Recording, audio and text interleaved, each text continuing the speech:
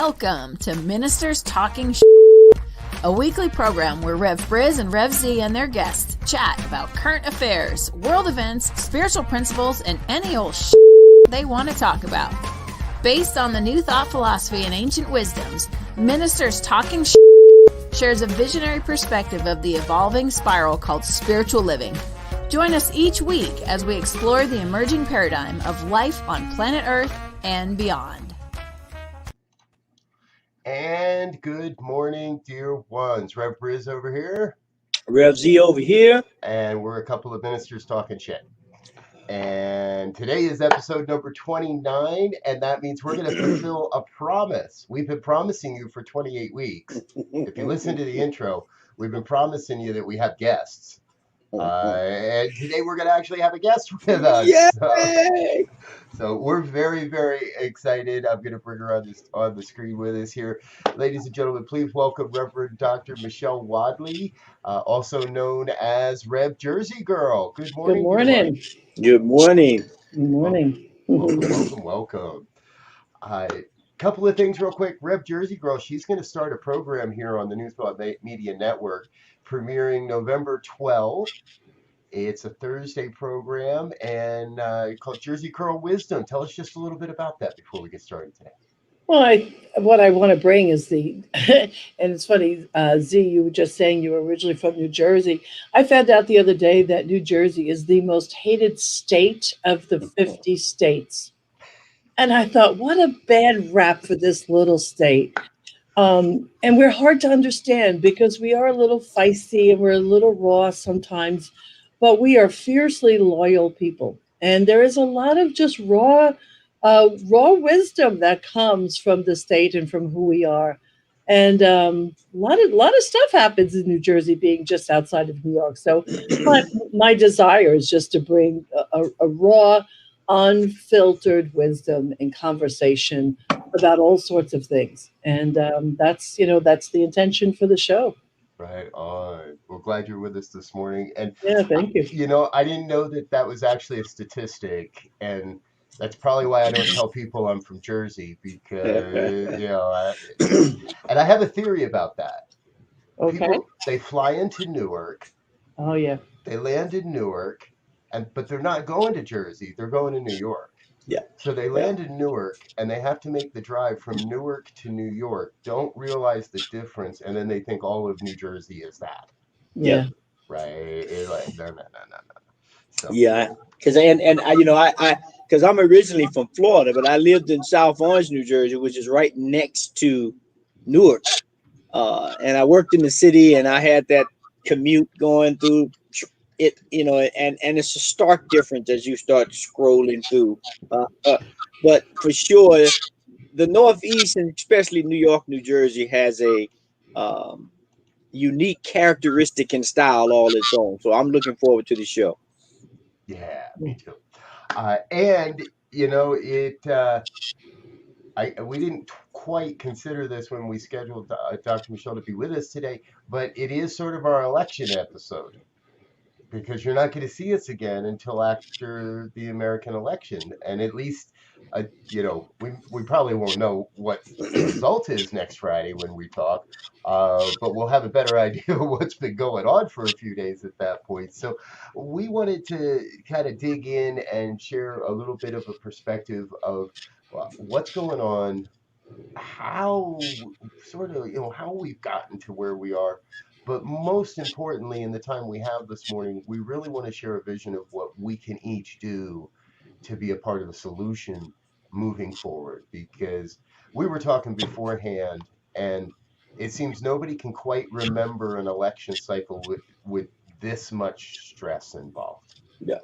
So I'm going to leave it there and let one of you kind of flip a coin to decide who wants to open this up and dive in here today.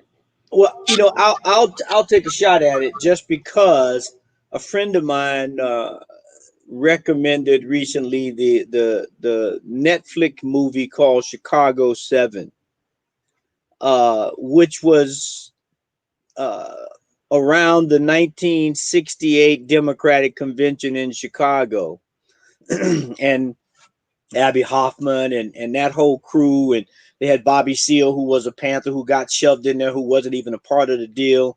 But, you know, when I go back and think about a political presentation that was mired with such uprising, if you will, that was the only one I can remember. And that was, you know, it was coupled with the whole thing around the Vietnam War and racism, kind of a profile, but nothing, absolutely nothing like we have today.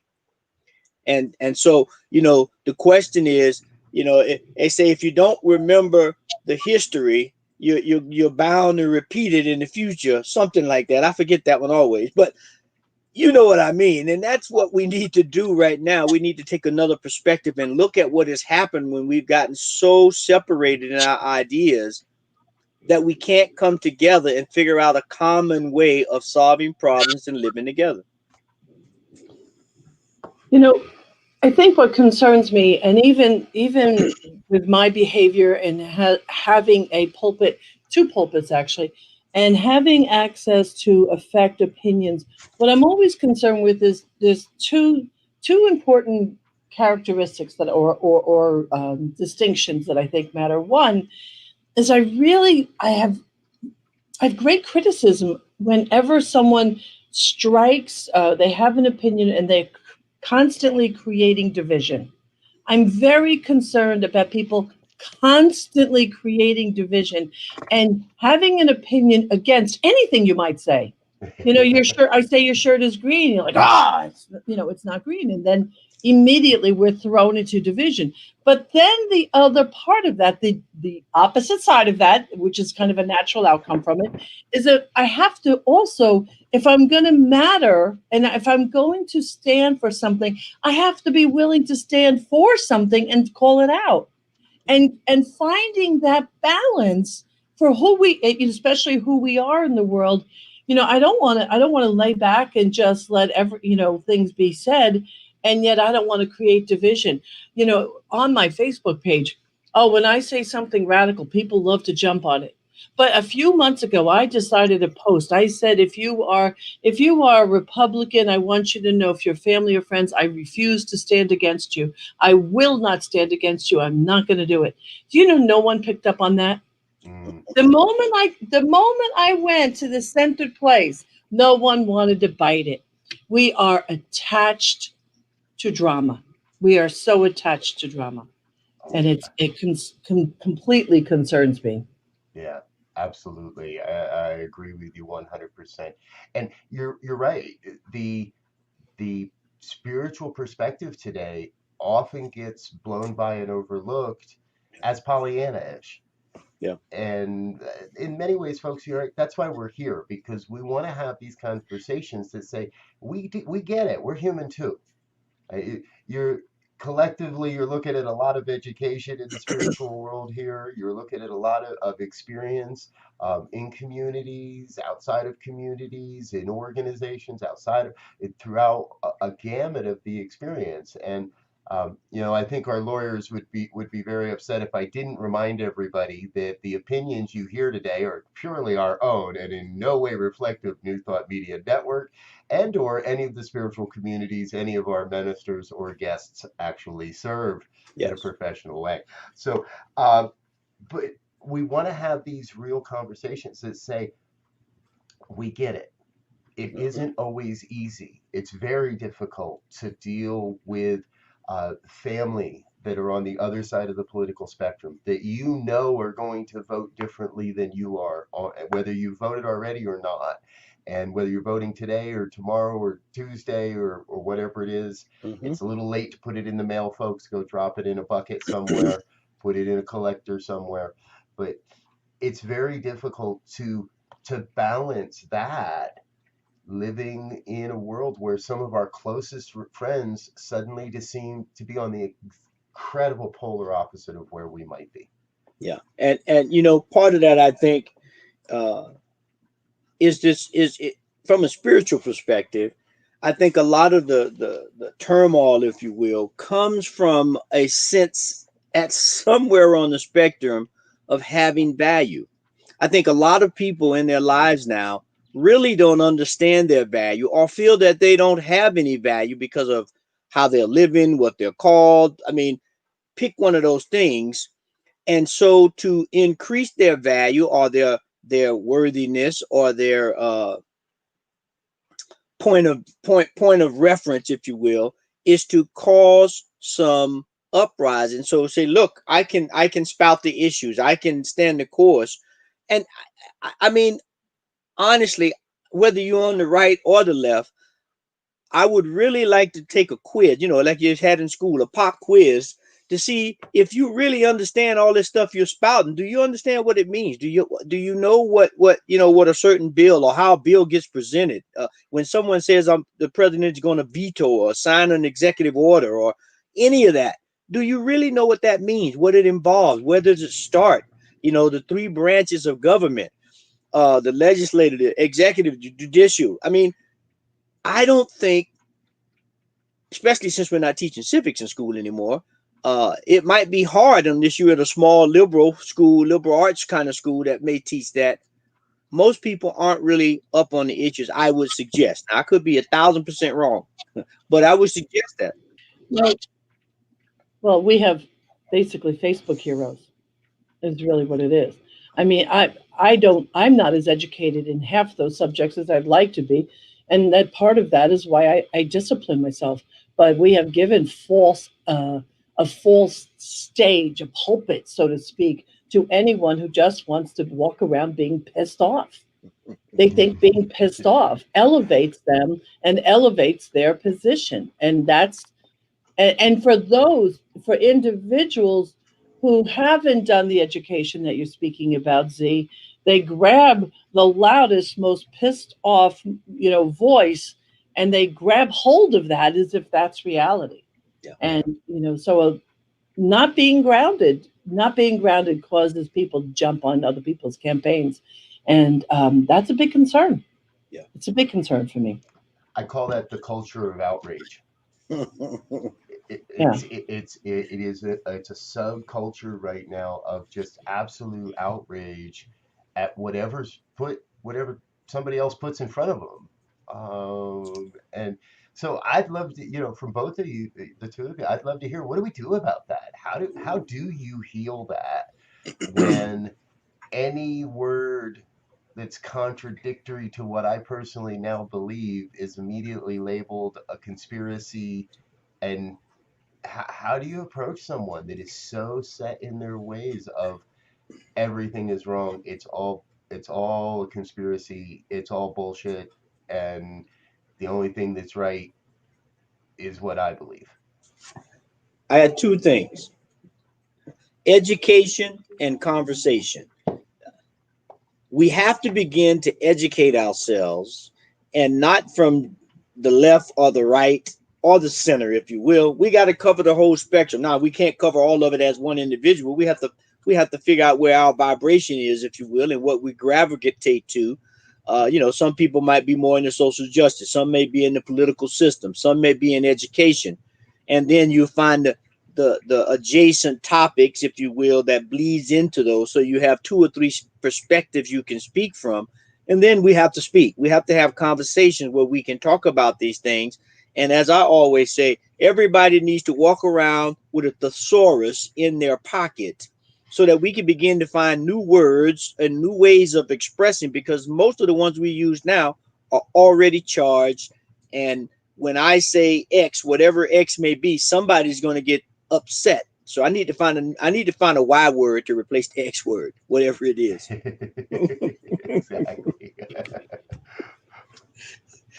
So this is probably the least sexy concept for me to counter what's going on. And I say that because it doesn't have a lot of bite, but this is what I believe in my heart. And everything that I do, every class that I teach, every workshop, everyone I speak to, everything I stand for goes back to healing who we are as individuals. Literally just all of the prejudice, all of any place inside of me where I've discovered being a racist. anything where I've discovered, where my white privilege is. As I've raised my level of education about the whole anti-racist movement, it has been painful. And I don't mention that pain to my Black friends because they go through it all the time. But this is just an example. In order for me to be more for the citizens and to vote in a way that is powerful, I got to make sure first that I clean up who I am. I got to clean up who I am. Now, that's no quick process. But that's also what I've been doing literally my whole life. And I don't think we can counter anything from the top down. I don't think we can heal it from the top down. We can legislate it. We can call people out on where they're not, where it's obvious that they're setting up laws, the whole, oh my God, all the stuff that we've seen this year during COVID. Yes, we can legislate things. But when you ask me, Robert, what are we supposed to do? I got to tell you, every breath of my body says, you and I have got to be able to be in conversation. I agree with you completely, Z. The thing I encourage my students, my congregants to do always, and I just call it stay in the conversation. Because if you and I, even if we are on opposite ends, if you and I stay in the conversation long enough, we're going to figure out where we're in agreement. And I got to tell you, I'm now running 2 communities, and one community is clearly it is in Republican country, countryside. Now, I'm not telling you whether I'm right or left. I don't even care about that. But what I'm telling you is I've had a view of people who I would have thought, or you might have thought of as opposing me, but I'm telling you, these are good people. Yeah. They don't, I got to find where I am in sync with them. Because if I'm constantly opposed, I'm never going to do a thing to help this country. None of us are. As long as we consistently stand opposed, we are creating division, and that's painful. And I'll get off my high horse. Nah, this show you're allowed to sit up on that horse all you want. So, you remind me of a phrase that I've heard over and over again. I think it originally came out. I think the first place I actually heard this was Jamie Lula. Right? But the phrase is, "I'm not right and you're not wrong." Yeah. And if I can come into conversations, especially conversations in political season, that just because I have my opinion does not mean it is right. It does mean that it is my opinion. It is my perspective. I'm not really interested in you trying to change that, but I am open to different information. I'm open to a new perspective. And I agree with you. We stay in the conversation to say, I can learn more. Now, at the end of the day, I might still say, yeah, I don't believe a word you're saying. But we got to be able to live next to each other. Yeah. Right. I have a neighbor over here. We are on opposite sides of the political fence. And so then there's a fence between us, right? Because as neighbors, there is a literal fence. But the kindness is there. Chatting is there. Reaching over the fence one day to offer me an extra steak. We were outside during the summer. Here, I have this extra steak. Anybody want it? And yet I know that we're on opposite sides. We have to be able to coexist. We got to figure that out. Violence is not the answer. Violence is not the answer. Yeah. And the cliche word is we have to really begin to understand diversity. There are many, many, many types of fish in the ocean. There are many, many, many types of flowers in a garden. They're not all roses. They're not all daffodils. There's things in the ocean other than shark. And so, we have to begin to understand that the diversity of anything, whether it's oceans, gardens, or people, create an environment where everything can survive. Now, are there times when things go differently than we want? Yes. But if we understand diversity and the process of life and how we live, then we begin to understand, okay, there will be some rise and fall, some ebb and flow, some new moon to full moon to back to new moon cycles, if you will. But in that process, we begin to understand that, hey, this is the cycle of life. And so everything is going to move and change. We have to communicate with one another and learn to value one another and not make them an enemy because they don't think the way I do. You know, my favorite one, and I'm going to shut up, is the Chihuahua and the Great Dane. They don't care about any of that. Oh, a cat, let's go get it. The Chihuahua and the Great Dane are chasing the cat. They don't really care about one's big, one's small, to any of that, right? So that's what the different packages that we come in, we have to begin to understand them and then accept them for what they are. You remind me of something too. In sports, if you're a parent now, and I haven't been the parent of a young child in a while, but one of the things that I think we're doing our children an injustice, we're not teaching our children to lose or to fail, because everybody loses and everybody fails, and we keep justifying everything, and they get a participatory trophy. Now that's maybe there's a way that works, but you better teach your kid how to take a no, how to fail, how to lose, if you want them to build the muscle to adjust to society where we are not always going to be in sync. Mm-hmm. And as in recent years, somehow we didn't want our children to feel that upset. I got news for you. My losing over the years, my trying businesses and failing, my mistakes, my screwing up has built me the muscles to learn, I can survive it. Yeah. Mm-hmm. I can survive it. I can get through it. But not if we prevent them, not if we think that they can't handle that. Then how do they adjust to a country that's divided? They can't even handle losing a soccer game. Well, and back to what Elzia was sharing earlier with his son, right? We've also got to teach our kids that just because some white guy in a sorry, Z, assuming you were at a white doctor, but I was. we just can't take it that somebody that's older than been around longer than us knows the absolute truth of us. Right. We have to be willing to teach our kids to say, I've created that personal respect, Mm-hmm. that I'm not just going to take everything you say as if it is the law of me. Yeah. Tuning in. What you're sharing is so appropriate, Michelle. We've had an experience this summer and fall, when it comes to my youngest son in soccer. And it didn't work, and he was getting injured and not having fun. And we worked through how do you consciously leave something like that? Not just losing, and I see that. Wow, yeah, I'm with you there, right? I trust we're being part of the families that are healing that. But also, how do we maturely take a stand to something and say, hey, this isn't working. We've got to part ways, whatever it is, and move out of organizations, move out of relationships. We've strayed a lot of places here today, folks. That's what we love about Ministers Talking Shit. But it is all about division and building the muscles to walk through this, though, isn't it? In Yes. truth.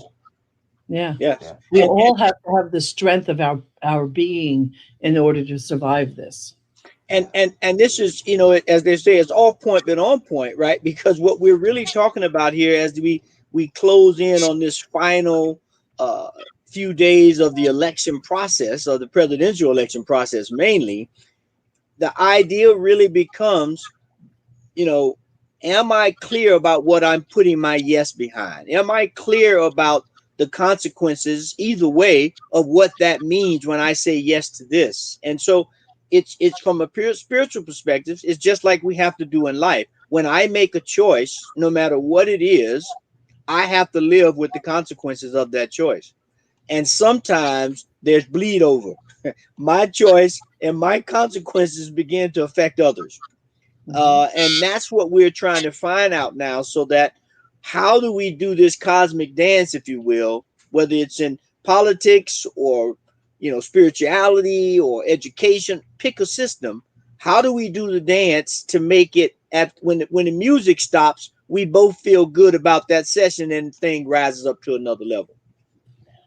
And I think we should put a call out to every chaplain, practitioner, Ho'oponopono practitioner to be in prayerful peace for this coming, for the next few weeks until we know what's going on, that we just hold this space, that we can ride through it, win or lose, however you want to think about it. Mm-hmm. Please, everyone who can be, please be in practice, be in a peaceful practice.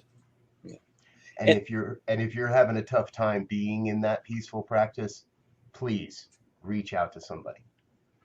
All three of us will take your phone call. All three of us will take your email. We've got a whole prayer team here at New Thought Media Network that will pray on your behalf for those concerns. And our prayer programs at 8:15 a.m. and p.m. every day of the week, I know we'll be doing our prayer work in the coming days around a peaceful transition. And even if that transition is within the current organization, mm-hmm. that there is a transition within that organ, there is so much work we can do when we collectively raise our consciousness. When we raise our consciousness to one of peace and love and light and an understanding that God's got this, everything's working out in some way, even when I don't see it. Mm-hmm. And the other piece I'd like to add to that is, win, lose, or draw, as they say. Let's not throw a tantrum if our side, if you will, doesn't win. I mean, it's exactly what Michelle is talking about here. I mean, sometimes we give it our best effort and it may not reach the mark. It may come up a little short, but then that doesn't give me a justifiable reason, I don't think, to throw a tantrum and start kicking the soccer ball all over the field and tearing down the nets and, cutting the fool. The sportsmanship thing to do is they line up, they go shake hands, good game, we'll be a little better next time, or whatever the situation is. And that's how we have to, I think, approach this election cycle, because definitely somebody's going to win and somebody's going to lose. And then what we're going to be left with is the aftermath of that. I remember one time my son was playing Little League and he had a coach who was a screamer. This man was out of control. All the parents were on the sidelines like this. Oh my God, like out of control screaming. And my son came off the field this one day and I looked at him. He was little. He was, I don't know, 7, 8, 9. I can't remember. And I looked at him. I said, I'm going to pull you off this team unless you tell me you can handle it. Can you handle it? And he thought, he goes, yeah, Ma, I can handle it. And then suddenly there was a trust and he had confidence in himself because I didn't have to yank him. Let us not yank ourselves and have hissy fits over the next couple of weeks. Well, there it is. There it is, folks. The thought of the day. Let us not yank ourselves and have hissy fits. Thank you, dear Rev Jersey Girl. I love it. And thank you to everyone that's been with us today. Here we've done it again. Another effective, I trust effective for you. We've effectively used our half hour to take this exploration, to be together in the conversation. And we want to continue the conversation with you. So there's a number of ways you can do that. First off, send us an email, ministertalk@ntmedia.org. Z and I will read that and respond to you. And perhaps you have an idea you'd like us to talk about on a Friday broadcast. Perhaps you have something you'd like us to explore in that regard as well. And we do want to say thank you to our contributors, our sponsors, those that financially support this network and make it all happen. And I don't know if you noticed or not, but the new coffee mugs came in. So if you'd like to get your hands on one of these, well, there's a link in the show notes that says give butter / New Thought Radio Media Network. You can check that out and get involved in our fall fundraiser. Before we go, we do want to say another big, huge thank you to our special guest, Rev Jersey Girl, also known as Reverend Dr. Michelle Wadleigh. Thank you, dear one, for being with us. And she's going to have a new show coming up, starts on November 12th.